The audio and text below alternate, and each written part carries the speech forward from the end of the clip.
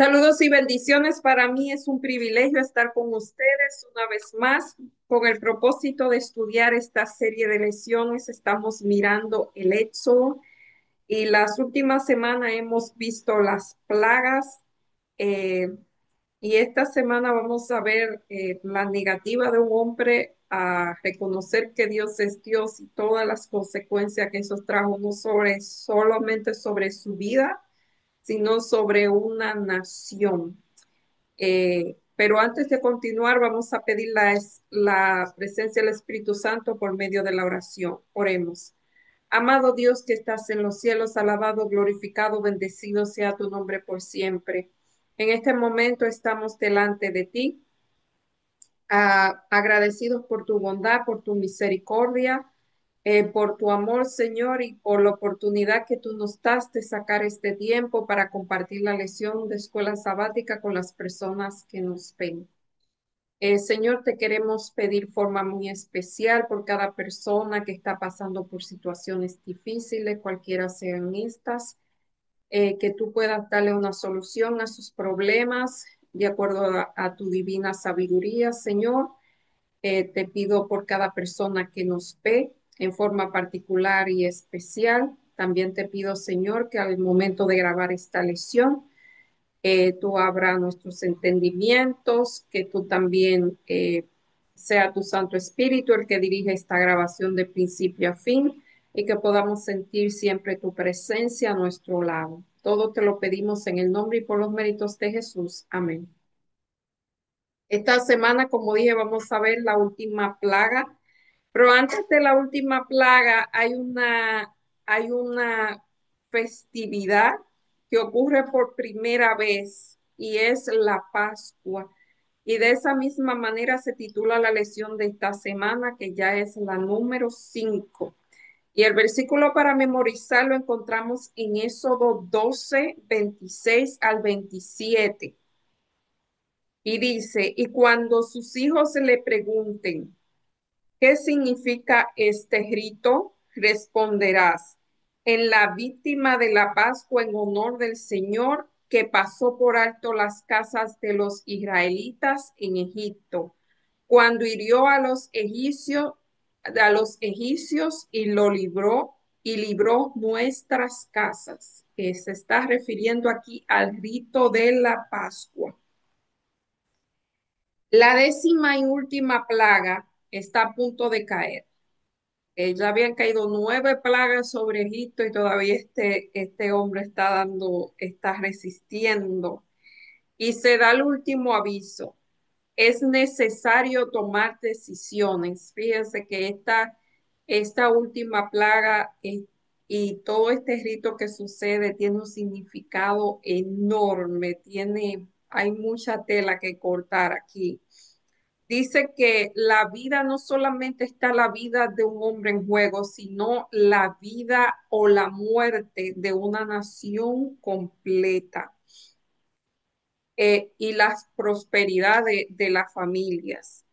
El faraón y sus funcionarios serán responsables del destino de esta nación o de muchas personas, sea para vida o sea para muerte. Su actitud respecto al Dios vivo determinará no solo su futuro, sino el futuro de la nación. ¿Cómo nos sentimos y hacemos cuando la gravedad de las circunstancias se cierne entre nosotros y tenemos que tomar decisiones que pueden tener un gran impacto en la vida de muchos otros, además de la nuestra? O sea, como líder de esa nación, no solamente su vida, él no solamente era responsable por su vida, sino que era responsable por la nación. Y Dios aquí dice que Dios está dispuesto a concedernos sabiduría y entendimiento y poder para hacer lo correcto, pero es decisión nuestra. El problema, sin embargo, de este faraón o de nosotros es que no siempre estamos dispuestos a hacer lo correcto. Sabemos qué es lo correcto, pero nos negamos a hacerlo. Y en el relato del Éxodo, la negativa de un hombre a someterse a Dios, incluso ante la abrumadora evidencia, resultó, como siempre ocurre, en una tragedia para muchos otros. Eh, o sea, la negativa de él no simplemente eh, resultó en un problema para él y para su familia, sino que fue para la nación completa. Y vamos a ver por qué si no lo sabemos. Y aquí hay una plaga más en la parte del domingo. El profeta Amós dice que Dios no hace nada sin revelar su secreto a sus siervos los profetas. Amós 3:7. Y de acuerdo a este versículo, el gobernante de Egipto, o sea, cada vez que él iba a recibir una plaga, no era como que la recibía de sorpresa, sino que cada vez que iba a recibir una plaga, Moisés y Aarón iba y le daban las instrucciones y le decía, mira, va a venir esta plaga. Y en ocasiones hasta le decía, mira, que nadie salga al campo, que los animales estén resguardados. O sea, Dios le daba instrucciones, no era algo que llegaba de sorpresa. Y esto lo vemos aquí, que era una advertencia en contra el orgullo de este hombre, la soberbia, la explotación, la violencia. Aquí están hablando de palabras fuertes y la idolatría, que era responsable de las calamidades que abatiría la nación. Y en Éxodo 11:1 al 10, ¿qué advertencia dio Dios antes de ejecutar juicios sobre Egipto? Dios le advirtió y hasta le dijo que hicieran algunas cosas. Y dice, Jehová dijo a Moisés, una plaga traeré aún sobre Egipto y sobre el faraón y aún sobre Egipto, después de la cual él os dejará ir de aquí y seguramente os echará. O sea, no solamente lo iba a dejar ir, sino que lo iba a echar. Habla ahora el pueblo y que cada uno pida a su vecino y cada uno a su vecina alhaja y oro. O sea, que pidan a los vecinos, los israelitas, que pidieran a los vecinos egipcios que le dieran prendas. Y Jehová dio gracias al pueblo en los ojos de los egipcios. Y también Moisés era tenido por gran varón en la tierra de Egipto. O sea, recuerden que Moisés era de la realeza egipcia, aunque habían pasado 40 años, él era recordado como un líder o sea, como un miembro de la realeza de Egipto, a los ojos de los siervos de Faraón y a los ojos de todo el pueblo. Dijo pues Moisés, Jehová ha dicho así, a la medianoche yo saldré en medio de Egipto, y le dijo lo que iba a pasar, cómo iba a pasar. Todo primogénito iba a morir, desde el hijo del siervo más humilde, el hijo de la bestia, hasta el hijo de Faraón que se sentaba en el trono. O sea, iba a herir eh, el orgullo de este rey, quizás donde más le dolía. No solamente era porque era su hijo, sino porque ese muchacho era el heredero al trono, era un príncipe. Así que no era cualquier persona. Y dice que habrá gran clamor en toda la tierra de Egipto, cual nunca hubo ni habrá jamás. Pero contra todos los hijos de Israel, desde el hombre hasta la bestia, ni un perro moverá su lengua, hasta que sepáis que Jehová hace diferencia entre egipcios e israelitas. Y descenderán a mí todos tus siervos y dirán, vete. O sea, Dios le está diciendo lo que iba a pasar después que pasara esta prueba, que eran los israelitas, los egipcios, que le iban a decir que se fuera. Y Jehová dijo a Moisés, Faraón no os oirá para que mis maravillas se multipliquen. O sea, Dios sabía qué botones tocar, cómo era, como dicen por ahí, para que él se diera. Y ahora él le iba a dar, o sea, era un golpe bien fuerte. Em, y aquí dice que Dios dio tiempo a Egipto, 3 días de oscuridad, para que pensara en los acontecimientos recientes y en lo que significaba. También le dio una última advertencia explícita y le dio la oportunidad por última vez de hacer lo correcto, pero este hombre no se dio. Así que mucha gente inocente murió, o sea, iba a morir a causa de de la dureza del corazón. Cuando un líder le pasa eso, no solamente sufre el líder, sino que sufre pues el lugar sobre el cual está liderando. Eh, Además, aquí dice que el número 10 es significativo en el simbolismo, en la simbología bíblica, porque hay 10 mandamientos, hay 10 plagas, y señalan una expresión de justicia divina. Dios es juez y está en contra del orgullo, en contra de la injusticia, en contra de la discriminación, de la arrogancia, de la explotación, y todo eso estaba pasando de la crueldad, del egoísmo. Está del lado de quienes sufren, de los abusados, de los maltratados, de los perseguidos, y Dios ejecuta justicia. O sea, cuando Dios defiende a esta persona, está haciendo justicia y está poniéndose del lado del amor. Recuerden que el amor tiene dos: está la compasión y está la justicia. No puede haber amor sin compasión y sin justicia. Si usted ve a una persona que está pasando por un momento difícil, pues no se puede. Nosotros también, o sea, no puede. Un Dios de amor no puede ser ciego a las injusticias. Y nosotros debemos, si decimos que amamos, debemos ser justos y no hacernos ciegos ante la injusticia que veamos. Eso es, a veces eso se pierde de vista, y esto no se puede, eso no se puede obviar. Y a veces es fácil caer en los extremos y hacernos los ciegos frente a las injusticias que vemos. Eso se llama amor sin justicia. Eso no, eso es permisividad. Y justicias sin compasión, eso es como una anarquía, ¿no? Es algo muy, hacerse vista es como hacer fríamente la justicia. Las dos cosas deben estar juntas, la compasión y la justicia. Ninguno de los dos extremos es correcto. Sabes que a nosotros nos encantan los extremos como seres humanos. No vamos de un lado, no vamos del otro. Practicamos justicia sin amor o amor sin justicia. Eso no se puede. Compasión sin justicia.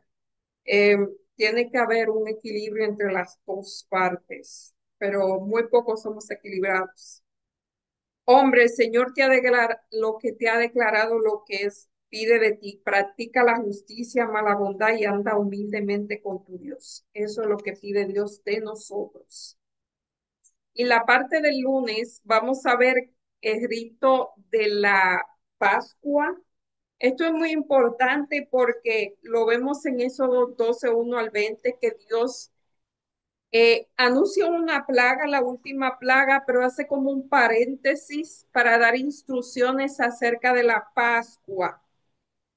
Y Dios le dice que tome un animal sin defecto de un año, lo tomaré de las ovejas o de las cabras y lo guardaré hasta el día 14 del mes, ese era el día de la Pascua, y lo inmolarás sobre toda la congregación de Egipto entre las dos tardes. O sea, em, déjenme ver si no, si recuerdo cómo es las dos tardes, pero eso es como entre las 3 de la tarde, me parece. Eh, por ahí, fíjense que Jesús murió a las 3 de la tarde. A esa hora era que se hacía el sacrificio, a las 3 de la tarde, a la hora nona. Em, Y entonces en la noche iban a comer la carne, pero era de una manera, era asada al fuego, y panes sin levaduras con hierbas amargas, y no se podía comeréis. Ninguna cosa comeréis de él cruda ni cocida en agua, sino asada al fuego, y su cabeza con sus pies y sus entrañas. Se tenía que comer absolutamente todo. Si una familia era pequeña, pues podían reunirse dos familias y tenían que comer con su equipaje ceñido, como si iban a correr. Em, y la sangre la iba a poner en los dinteles. Eso tiene un significado increíblemente grande. Hay un libro que se llama De Egipto a Canaán que habla mucho de los significados, cómo ese escritor desmenuza toda esa simbología. En los dinteles eran la parte de abajo, eso tiene un significado en la parte de arriba y en los dos lados. Formaba como una cruz. Y el ángel cuando viera la sangre iba a pasar de largo. O sea, las, ul- las plagas anteriores, ellos no tenían que hacer nada y las plagas no caían sobre ellos, pero en esta ocasión ellos tenían que marcar la puerta con sangre, los dinteles. Tenían que marcarlo con sangre. Si no lo marcaba con sangre, eh, el, el primogénito de esa casa iba a perder la vida. Así que en esta ocasión ellos tenían que hacer algo. Y dice aquí que esta fiesta iba a ser como un recordatorio, se iba a formar un rito, o sea, todos los meses 14, todos los 14 del mes, este es el mes de marzo, se iba a celebrar eso en memoria de lo que ocurrió. Y fíjense que Dios no le dice que le dé instrucciones. Ellos van a salir esa noche y Dios no le da instrucciones de qué hacer, sino que las instrucciones que le da es para hacer ese rito, que significa un montón. O sea, Dios le da más prioridad a las cosas espirituales que darle instrucciones de cómo salir de Egipto. Eh, esa Pascua, como dije, cada año se iba a celebrar.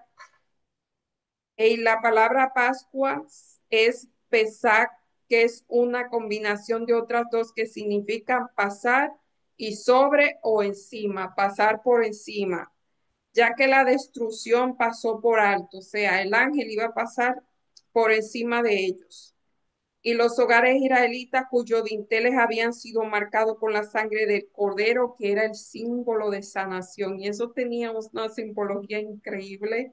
Eso representaba o apuntaba a la muerte de Cristo, que era realmente quien daba libertad de los pecados. Así que eh, eso, el simbolismo de la Pascua es increíblemente, le digo, hay un libro completo sobre eso. Y la parte del martes es el título de Pesar, que es la Pascua. Em, y otra vez en Éxodo 17 al 23, ¿qué papel desempeña la sangre en la celebración de esta festa? O sea, esa sangre significaba la sangre de Cristo. Pero dice, guardaré la fiesta de los panes sin levadura, porque en el mismo día que saqué vuestra hueste de la tierra de Egipto, por tanto guardaré este mandamiento en vuestra generación. O sea, si iba a volver una costumbre, una festividad. En el mes primero comeréis los panes sin levadura desde el día 14 del mes hasta la tarde, hasta el 21 del mes por la tarde. Por 7 días iban a comer esa pan sin levadura, porque cualquiera que comiese pan leudado, o sea, pan con levadura, será contado de la congregación de Israel.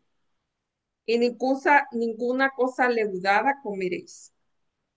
Y Moisés convocó a todos eh, y le dijo, tomad manojo de hisopo y mojadlo de sangre, y tenían entonces que pasarlo en los dinteles.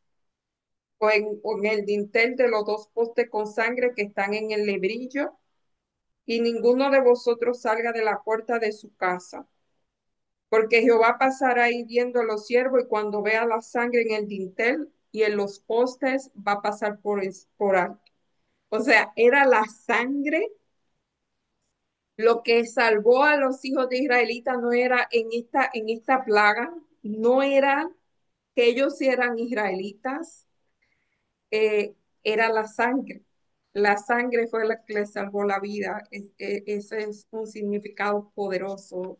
Dice ese libro que yo leí que, eh, claro, esto es una historia, es una historia que él se inventó eh, para una enseñanza que quería dar. Dice que había un padre y tenía un muchacho medio travieso. eh, y él estaba apurado tratando de poner la sangre porque dicen, si no, mi hijo va a corre peligro. Y había este padre que el hijo era un chico modelo y dijo, como que no tomó muy en serio la advertencia que Dios le dio. Y él decía, mi hijo es tan bueno que nada le va a pasar. Y y se descuidó y no puso la sangre y esa noche el que murió fue el muchacho modelo y el que vivió fue el que no era tanto. Para ejemplificar que lo que nos salva del pecado y de la muerte es la sangre, no es nuestros actos de justicia. Pero ese es otro tema muy interesante. Pero ya que dice aquí, lo que significaba la Pascua era eso. Realmente estaba haciendo una figura del sacrificio que Cristo iba a hacer. El Evangelio, o sea, todo el Evangelio está asociado con la Pascua, porque esta no solo apuntaba a la liberación de la esclavitud y su partida hacia la tierra prometida, sino que apuntaba al sacrificio de Jesucristo y el perdón por nuestros pecados y los méritos de Cristo aplicados a nuestra vida, o sea, cubiertos, eh, eh, o sea, eran los méritos de Cristo, la sangre de Cristo, la justicia imputada, la que nos da la libertad. Aquí dice en Isaías 61:10, me deleito mucho en el Señor, me regocijo en mi Dios porque Él me vistió con ropas de salvación y me cubrió con manto de justicia, otra figura de lo que Dios hace por nosotros, de la justificación por la fe, de la justicia imputada. Eh, la levadura o fermento era utilizada para preparar las masas de distintos tipos, todavía eso se usa y se le menciona por primera vez en la Biblia con la relación del pan ácimo sin levadura en la víspera en que los israelitas salieron de Egipto. También era necesario eliminar la levadura de las casas. En este contexto concreto, la levadura era un símbolo de pecado, por lo tanto no debería ser utilizada en el contexto de la Pascua durante la semana. El pan sin levadura era un símbolo del Mesías sin pecado, quien venció todas las tentaciones y dio su vida por nosotros. El manojo de hisopo empapado en sangre significaba la gracia purificadora de Dios. Eh, Salmo 51:7. En resumen, la Pascua es el Evangelio, lo que Cristo hizo por nosotros. Y pasar la antorcha en la parte del miércoles. ¿Por qué se titula así? Porque ese rito iba a pasar de generación en generación y se le encarga a los padres enseñárselo a sus hijos y así de generación en generación. Esto lo encontramos en Éxodo 12:24 al 28. Guardaréis esto por estatuto para vosotros y para vuestros hijos para siempre, y cuando entréis en la tierra prometida que Jehová os dará como prometió. Fíjese que ellos pensaban que lo iban a hacer un par de días y ahora iban a pasar 40 años. Y cuando sus hijos dijere, ¿qué es este rito vuestro? Vosotros responderéis, es la víctima de la Pascua de Jehová, el cual pasó por encima de las casas en los hijos de Israel en Egipto cuando hirió a los egipcios y libró a nuestras casas. Entonces el pueblo se inclinó, adoró, y los hijos de Israel fueron, hicieron puntualmente como Moisés y Aarón le habían dicho. O sea, ellos obedecieron. Eh, Es digno de notar que los israelitas estaban aún en Egipto cuando Dios le dijo, o sea, en Egipto fue que ellos celebraron su liberación. Ellos no esperaron ser libres para celebrar, ellos celebraron de antemano a su Redentor y luego hicieron indicaciones acerca de la Pascua. El libro de Deuteronomio recuerda a los israelitas que debemos contar su historia de tal manera que podamos internalizarla como si hubiera tratado de su propio viaje. O sea, ellos iban en la repetición, está el aprendizaje. Y ellos iban a hacer, pasaron miles de años ellos celebrando este rito que les recordaba lo que había pasado en su salida de Egipto, pero también les recordaba o lo preparaba para lo que iba a pasar cuando Cristo viniera. Entonces dirá al Señor tu Dios, un arameo a punto de perecer fue mi padre. Esto es Israel. Descendió a Egipto con pocos hombres. Habitó allí, llegó a ser un pueblo grande y numeroso. El arameo era Abraham. Los egipcios nos maltrataron, nos afligieron, nos sometieron a dura servidumbre, clamamos al Señor de nuestros padres y Él oyó vuestra voz y vio la aflicción, nuestro trabajo y nuestra opresión y nos sacó de Egipto con mano fuerte y brazo extendido. Eso era lo que ellos iban a decir a sus hijos cuando le preguntaran. Con con grandes portentos y señales y milagros y nos dejó en este lugar y nos dio esta tierra que emana leche y miel.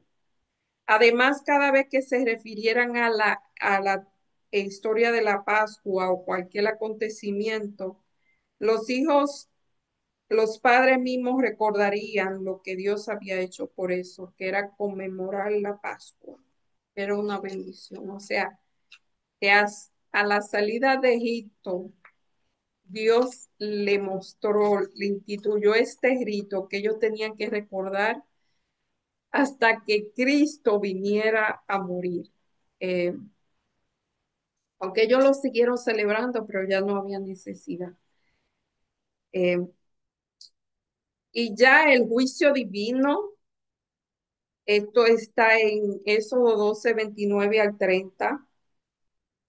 Y aconteció que a la medianoche Jehová hirió a todo primogénito en la tierra, desde el primogénito del faraón que se sentaba en el trono, hasta el primogénito del cautivo que estaba en la cárcel y todo primogénito de los animales.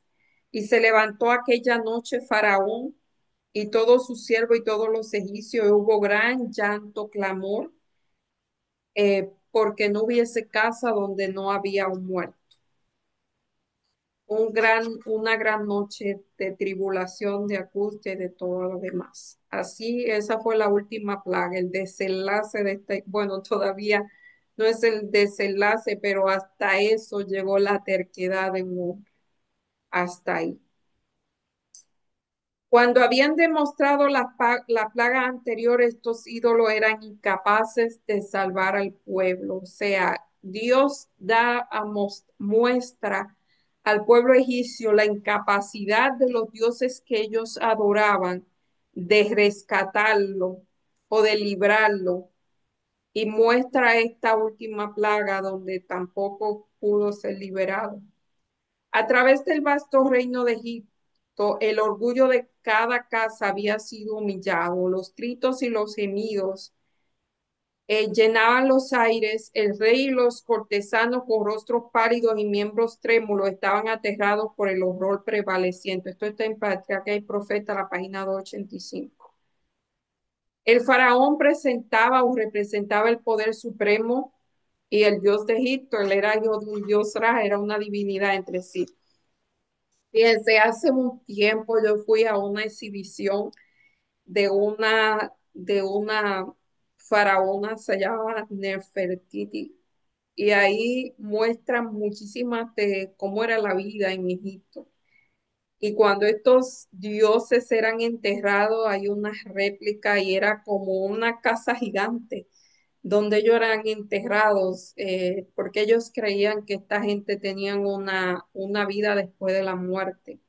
Y o sea, la sepultura era como una casa gigante con compartimientos y ahí le ponían un montón de cosas. Y ellos realmente pensaban que ese faraón era un dios, eh, Dios con minúscula, o sea que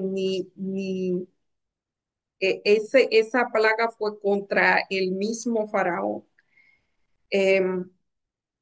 El faraón representaba el poder supremo y el dios de Egipto y su hijo era un dios. O sea, esa última plaga fue para derrotar que ni él podía liberarse. Isis era la diosa protectora, esto fue contra Isis. Era la diosa protectora de los niños, que era una diosa que asistía a las mujeres durante el parto. Y Min era el dios de la reproducción. Además de esto, había varios dioses de la fertilidad. Todas estas deidades eran impotentes en comparación al Señor. ¿Quién como tú entre los dioses?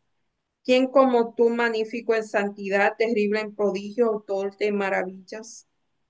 Jetro dio luego al siguiente testimonio. Ahora reconozco que el Señor es grande más que todos los dioses porque prevaleció contra lo que se ensoberbecieron contra él. A mí me parece que Jetro, él era un sacerdote, pero era pagano, no sé si era del verdadero Dios. Pero él ahí reconoce que Dios es Dios cuando vio todo eso. Según Éxodo 1, los egipcios habían matado a los hijos de Israel recién nacidos por orden del faraón para libertar, o sea, él había dado esa orden para matar a los niños recién nacidos de israelita. Y ahora el castigo, por ahí eso se llama, tiene un nombre, eh, pero no es que Dios se vengó del faraón, sino que lo que uno cosecha, uno siembra eso lo que uno cosecha. Bueno, aquí lo dicen, uno la siembra cosecha. La vida es un boomerang es como un artefacto que tiene una forma como de una C, que se tira, pero eso vuelve. Lo que se lanza a otro vuelve a ti, hay que tener cuidado con eso. Nuestras decisiones y acciones equivocadas tienen consecuencias que no solo nosotros padecemos, sino que afecta muchas veces a inocentes. Tal es la naturaleza del pecado. Y ya para terminar, dice que la Pascua debía ser tanto conmemorativa como típica. No solo recordaría la liberación de Egipto, sino también señalaría la liberación grande que Cristo daría para libertar no solamente al pueblo de Israel, sino todo el que creyera en él. Uno era de la servidumbre literal y otra era de la servidumbre del pecado. El cordero del sacrificio representa al cordero de Dios, en quien reside nuestra única esperanza de salvación.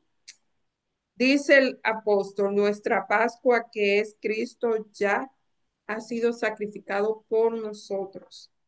No basta que el cordero pascal fuese muerto, había que rociar la sangre, o sea, eso era un acto de fe. El que dudara de eso y de ese mandato y no lo hiciera, esa noche iban a morir. Y cada persona tenía que hacerla, cada padre de familia tenía que hacerlo.